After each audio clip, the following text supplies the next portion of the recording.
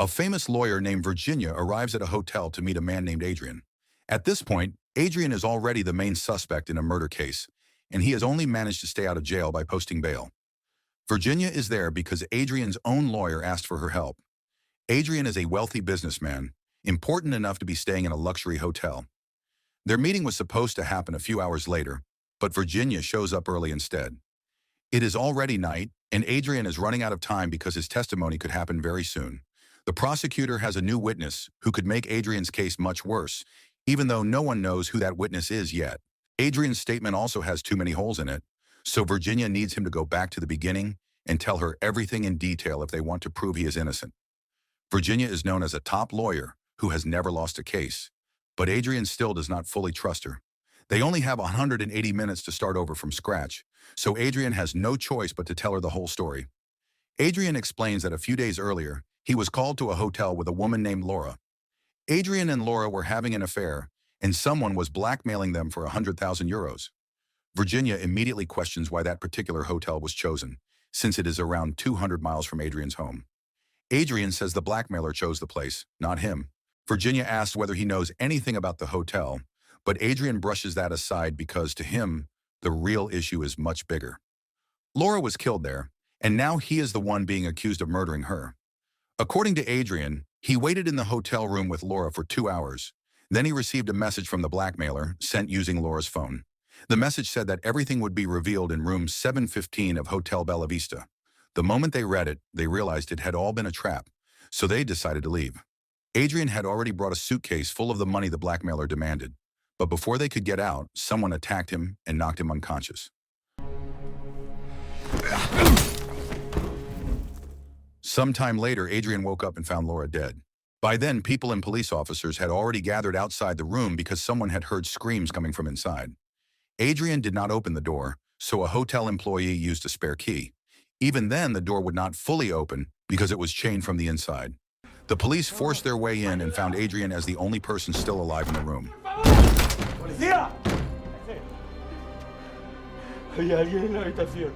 From that moment on, he became the prime suspect in Laura's murder. That is why Adrian now desperately needs Virginia to prove that he did not kill Laura. Of course, Adrian told the police that he was not the murderer. The problem is that the room had been chained from the inside. On top of that, it was the middle of a brutal winter, and the hotel had removed the window handles so the windows could not be opened from inside the room.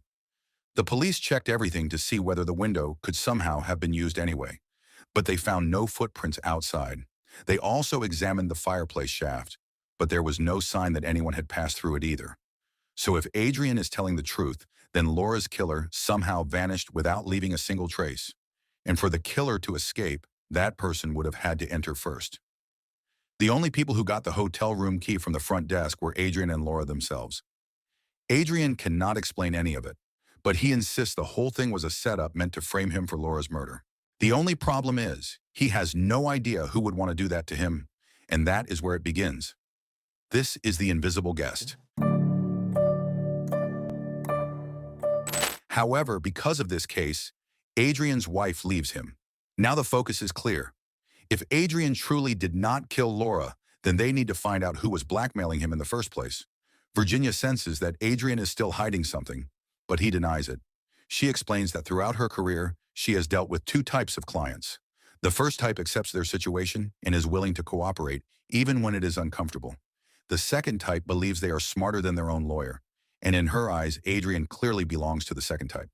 Then Virginia shows him a newspaper article about a missing young man. She points out that they have already wasted 10 minutes, and it is time for Adrian to start telling the truth. Finally, Adrian admits that everything began 3 months earlier. He told his wife he was going on a business trip to Paris, but in reality, he was spending time with Laura. They woke up late that day and rushed to head back. The GPS told Adrian to turn right, but he chose to go left because it seemed faster. Even though he was having an affair, Adrian still felt guilty because he loved his wife and child. At the same time, Laura, who also had a husband, saw their relationship as something exciting. Adrian was torn between guilt and desire, unable to end the affair. While driving, a deer suddenly crossed the road, causing Adrian's car to crash into another vehicle.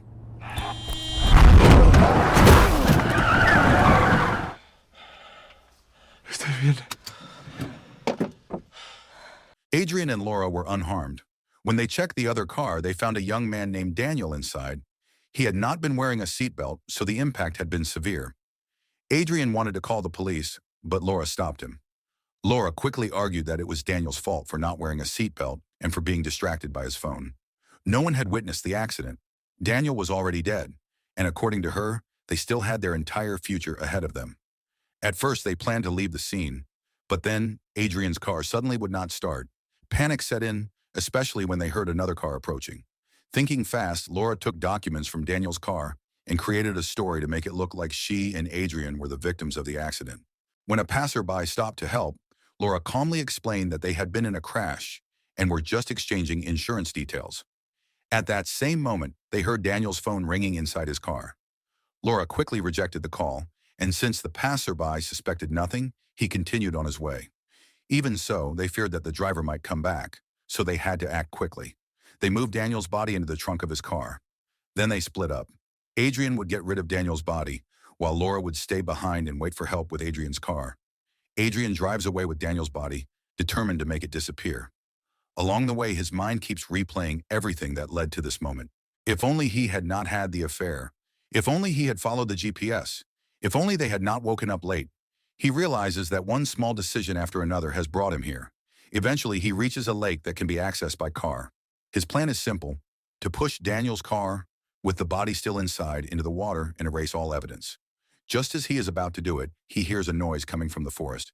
He looks around and sees nothing but a deer watching him from a distance. He ignores it. Then, without hesitation, he pushes the car forward until it sinks into the lake. In his mind, he convinces himself that it was all just an accident. Daniel is already dead, and he and Laura still have their lives ahead of them. To him, there was no other choice. Afterward, Adrian calls Laura and asks her to pick him up. When they meet again in the car, Laura describes how chaotic everything felt while she was alone. And now the story shifts to what Laura experienced during that time. Laura tries to call for a tow truck, but she cannot give her location because she has no idea where she is. All she can do is wait. Not long after, a man stops to help. His name is Thomas, and he asks about her condition.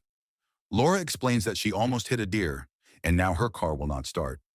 It turns out that Thomas is a mechanic, so he offers to take a look. After checking the car, he realizes he does not have the tools needed to fix it on the spot. Instead, he suggests bringing the car back to his house. With no better option, Laura agrees. On the way there, they make small talk. From their conversation, it becomes clear that Laura lives in Barcelona. Thomas talks about his wife, who used to be a lecturer. Because of her illness, they moved here to live a quieter life. When Thomas asks about Laura's job, she lies and says she owns a bookstore, even though she is actually a photographer. Thomas mentions that he also enjoys books, something he picked up from his wife, and that they first met in a theater group. Laura continues to hide the truth, even giving a false name and calling herself Raquel. Not long after, they arrive at Thomas's house. He introduces her to his wife, Elvira. While Thomas works on the car, Elvira invites Laura inside to wait. Laura takes a moment to clean herself up, then looks around the house. From the photos, it is clear that Thomas and Elvira were once deeply involved in theater. Elvira offers her a warm drink and notices the wedding ring on Laura's finger, asking if she has children. Laura denies it. Elvira then shares that she has a son. At that moment, a phone call comes in, and Elvira answers it. It is her son's girlfriend, saying that he never arrived where he was supposed to go. As Laura looks at a photograph in the house, the truth hits her all at once. The son Elvira is talking about is Daniel, the same young man she and Adrian just ran over. The realization overwhelms her with guilt and panic. At the same time, Thomas finishes repairing the car. They kindly invite Laura to stay for dinner, but she refuses. All she wants now is to leave as quickly as possible. Meanwhile, Elvira tells Thomas that Daniel never arrived at his destination. She begins to feel that something is wrong, but Thomas tries to reassure her, thinking that Daniel may have simply changed his plans. Elvira decides to call her son, unaware that Laura is still carrying Daniel's phone in her pocket. When the phone starts ringing, both Elvira and Thomas hear it. Laura quickly hides it inside the sofa, trying not to draw attention. But the moment they notice something unusual, they begin to feel uneasy because Daniel would never leave his phone behind. Sensing the tension, Laura rushes to leave. Before driving off, she adjusts the seat to fit her position, then quickly heads out to pick up Adrian. Even though both of them are overwhelmed with guilt, they convince themselves that the only thing they can do now is move forward and continue their lives. Adrian starts by destroying his car completely, making sure there is no trace left. After that, he and Laura agree to end their relationship for good. Adrian then goes to the police and reports his car is stolen. The next day, Adrian goes back to work as if nothing has happened. His company is preparing to expand into the global market, and he cannot afford any distractions. After work, he returns home and repeats the same story to his wife that he gave to the police. Adrian is not a cold-blooded killer, and the guilt continues to weigh on him. On the news, he sees reports about Daniel's disappearance, with search efforts underway. Thomas and Elvira appear on screen, still unaware that the people who helped them are responsible for their son's fate. Weeks pass, and the police begin to suspect Adrian. They discover signs of a collision between two cars not far from Daniel's home, yet there was never any official report of an accident. Thomas comes forward and explains that he encountered a woman with a broken-down car at the scene. Since Laura never gave her real name, Thomas cannot identify her. However, the car was registered under Adrian's name, which leads the police to question him. Adrian is shown a sketch of Laura, but he denies ever knowing her. Since Adrian had already destroyed his car and reported it stolen, he claims that Laura might have been the one who took it. The police lack solid evidence, and Adrian cannot prove that he was in Paris when Daniel disappeared. Still, Thomas's statement is seen as potentially biased since he is Daniel's father. With the help of his lawyer, Adrian manages to avoid being charged. Later, when Adrian is alone with his lawyer, he is asked directly whether he had anything to do with Daniel's disappearance. Adrian insists that he was not in Paris at the time, but avoids giving a clear answer. What matters most to him is protecting his reputation. He wants his name completely removed from the case. Back in the present, Virginia already knows that despite promising to cut ties, Adrian secretly contacted Laura again. At first, he denies it, but eventually admits the truth. He explains that after Laura became a wanted person, he could no longer find peace of mind. At the same time, news reports suggest that Daniel may have faked his own death. It is revealed that he worked at a bank and was suspected of stealing 50,000 euros. Adrian admits that he used a public phone to contact Laura, asking how she managed to make it look like Daniel had run away. Not long after that, the two of them meet again for the first time in weeks. Laura reveals that before Adrian disposed of Daniel's body, she had taken Daniel's wallet. It turns out her husband works at the same bank as Daniel, but in a much higher position. Using her husband's access, Laura was able to make it look like Daniel had stolen 50,000 euros from the bank. She tells Adrian that he does not need to do anything, because everything is already under control. If Adrian tries to report her to the police, he will only expose himself as well. Laura even has photos proving that Adrian was not in Paris when Daniel disappeared. Virginia finds this hard to believe, since it seems unlikely that Laura could manipulate a bank system without being detected. Adrian explains that Laura used to work at the same bank before becoming a photographer, and with how much technology has advanced, it is possible her husband also helped her. Adrian continues his story. After meeting Laura again, his business keeps growing. He even receives an award as Businessman of the Year. His wife stands by his side through all of it, completely unaware that her husband is both unfaithful and responsible for a death. During the event, a journalist approaches Adrian and insists on speaking with him. Adrian agrees, only to realize that the man is Thomas. Even though they have never officially met, Adrian recognizes him from the news, but chooses not to show it. Thomas introduces himself as Daniel's father. At this point, Daniel is no longer considered dead, but instead a fugitive accused of theft. Thomas is certain his son is not a thief and that something is wrong. In his mind, Daniel is already dead, and the truth has been covered up. Thomas explains that when Adrian was previously questioned by the police, he and Elvira were present. Elvira told the police that Daniel had been using his phone shortly before Thomas encountered Laura. That means it would make no sense for Daniel's phone to suddenly end up in their home. They believe Laura brought it there, but they have no way to prove it. This leads them to suspect that Laura is connected to Daniel's disappearance. Thomas is also convinced that Laura was not acting alone. Before leaving, she adjusted the driver's seat, which suggests the car was not hers. People do not lie without a reason, and Thomas believes Laura was lying to protect herself. He even borrows Adrian's lighter, using it as a way to confirm his suspicion. When Thomas repaired the car earlier, he noticed that same lighter inside it, which leads him to believe Adrian was the one helping Laura. Adrian maintains that he was in Paris when Daniel disappeared. However, the only proof he has is a plane ticket and a hotel payment, both of which are weak evidence. At that point, Thomas and Elvira still trust the police. But a few days later, they see the news suggesting that Daniel may have run away after stealing money from the bank. That is when Thomas realizes something is not right. Elvira is already battling cancer, and her condition worsens after hearing the worst possible outcome about her son. Even so, Thomas refuses to give up. The only lead he has is Adrian, since the car Laura used belonged to him. From that moment on, Thomas begins quietly following Adrian, determined to uncover the truth. Thomas realizes that if Adrian ever admits he was not in Paris when Daniel disappeared, it could destroy his entire life, including his family and his business. He goes back to the police and shares his theory, but they do not believe him. Still, Thomas is not afraid of Adrian. He feels he has already lost everything, so he is willing to fight until the very end. He confronts Adrian directly, not as an investigator, but as a father speaking to another father, asking where Daniel is. Adrian continues to deny everything, claiming he knows nothing. Thomas can tell he is lying, but without proof, there is nothing he can do. Adrian has no intention of confessing, so he calls security to have Thomas removed. After that, the two of them never meet again. Back in the present, it becomes clear that there are two deaths connected to this story: Laura and Daniel. Virginia believes the two cases are linked, but for the police and the prosecutor, the only thing that matters is Laura's death, with Adrian as the main suspect. Until now, Adrian has claimed he has no idea who is trying to frame him, but now there is a possibility that Thomas and Elvira could be behind it, seeking revenge.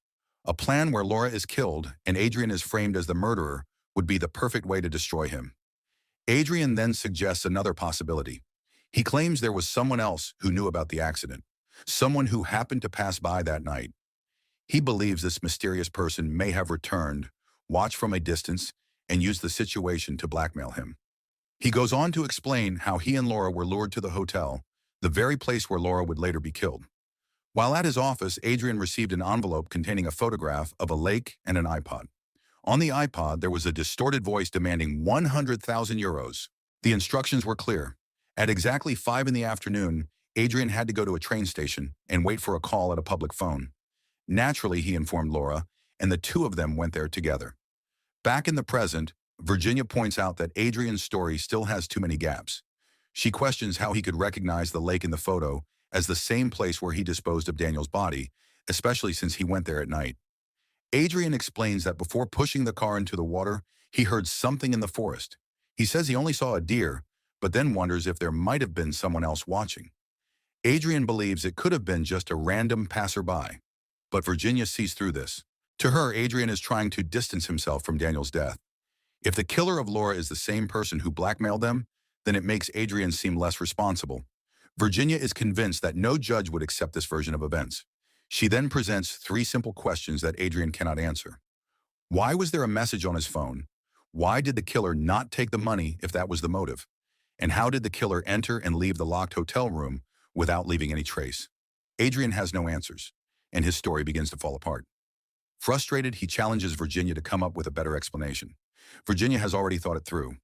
She begins with the moment Adrian and Laura were waiting at the train station. Since Laura is no longer alive, she cannot deny anything that is said about her. When the public phone rings, Laura answers it. She is instructed to go to a hotel that can only be reached by train, and the room has already been prepared for them. Before leaving, Laura is instructed to throw away her phone in a trash bin. After that, they take a train to a remote hotel located in a snowy mountain area. When they arrive, Laura tells Adrian to wait while she goes in first. She checks in, and it turns out the room has been booked under Adrian's name. Laura then heads to room 715 and enters alone. Once she feels it is safe, she calls Adrian to join her. But unknown to them, the killer is already inside the room. After waiting for 2 hours, Adrian receives a message from Laura's phone and realizes that everything is a trap. As they try to leave, the attacker strikes, knocking Adrian unconscious and killing Laura. According to Virginia's version of events, that killer is Thomas, Daniel's father. In her view, this explanation makes sense. Thomas has a clear motive: revenge. Framing Adrian for Laura's murder would destroy his life completely. Adrian had already paid millions in bail to avoid being detained. His lawyer lacked confidence in the case, which is why Virginia was brought in. The idea is simple.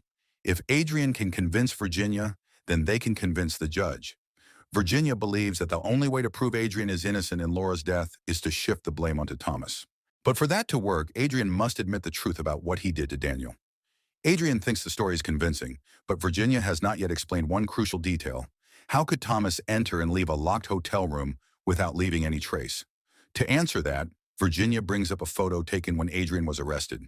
In the background, Elvira, Thomas's wife, can be seen. After leaving her career as a lecturer, Elvira now works at the hotel. In this version, Thomas is the one who lures Adrian to the hotel. The photo of the lake is simply a random image, chosen because the area where Daniel disappeared is full of lakes and swamps. Adrian would not be able to tell the difference between the real location and the one in the photo. Thomas arrives at the hotel before Laura and hides inside the room. The room itself is located right next to the housekeeping area where Elvira works. Elvira secretly opens a window in the housekeeping room and provides Thomas with a detachable window handle. Thomas then hides inside a closet, waiting. Earlier, he had instructed Laura to throw away her phone, and he retrieves it from the trash. Using Laura's phone, he sends messages to Adrian to maintain the illusion of the blackmailer. When the moment is right, he attacks Adrian and kills Laura. He deliberately leaves the money behind to frame Adrian, then returns Laura's phone and ensures that Adrian is connected to the murder weapon. To escape, Thomas uses the window handle provided by Elvira. He exits the room through the window, moves into the housekeeping area, and disappears. By the time the police arrive, he is already gone. Elvira then guides the officers to the room, acting as if nothing is wrong. While the police focus on arresting Adrian, she quietly locks the window again, erasing any trace of how Thomas escaped. Back in the present, Virginia receives a call and reveals that the witness set to testify is actually someone who happened to pass by during the accident. Time is running out. If Adrian wants to avoid being blamed for Daniel's death, they need to build a new narrative, one where Adrian was truly in Paris and the accident only involved Laura. In that version, Adrian's presence at the hotel would simply be because Laura asked for his help. But there is one major problem. How do they connect Daniel's body to Laura when only Adrian knows where it is? Virginia suggests planting one of Laura's belongings with Daniel's body, making it appear as if Laura was the one who hid it. To do that, they would need to place the evidence before the police find the car, which means Adrian has no choice but to reveal the exact location where he sank Daniel's vehicle. The story sounds convincing, but there is still an issue. There is a witness who clearly saw Adrian at the accident scene. Then Virginia admits something shocking. There is no such witness. She made it up because Adrian was not telling the truth from the beginning. Under pressure, Adrian finally marks the location where he disposed of Daniel. ¿Dónde lo sepultó? Fue aquí donde le sepulté. But he has one more thing to confess. Before he pushed the car into the lake, Daniel was still alive. Adrian had already gone too far, and in his mind there was no turning back, so he chose to sink the car with Daniel still inside.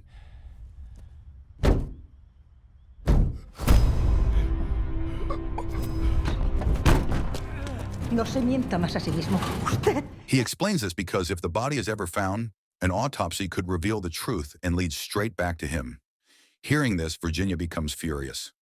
What began as an accident has now turned into undeniable murder. Everything changes again, and now they need an entirely new version of events. At this point, the real story finally comes to light. Adrian and Laura were working together, but not in the way Adrian had described before. After Daniel's death, Laura's mental state began to deteriorate. It was not Laura who took Daniel's wallet, it was Adrian. He even asked his lawyer to help create the illusion that Daniel had stolen money from the bank, and it was Adrian who made the fatal decision that sealed Daniel's fate. Laura wanted to call the police, but Adrian stopped her. According to her medical records, Laura had been suffering from frequent anxiety attacks. Watching the news about Daniel only made things worse, until she could no longer handle the guilt. While Adrian continued moving forward and growing his business, Laura remained trapped in what they had done. She was the one who had looked directly into the eyes of Daniel's parents.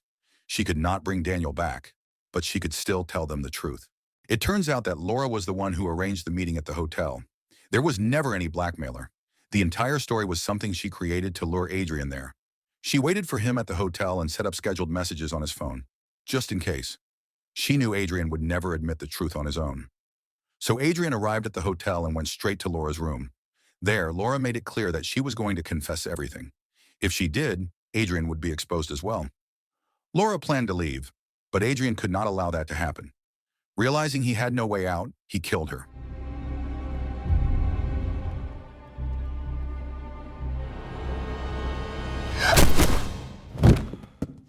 Afterward, he scattered the money near her body and injured himself to make it look like he had been attacked.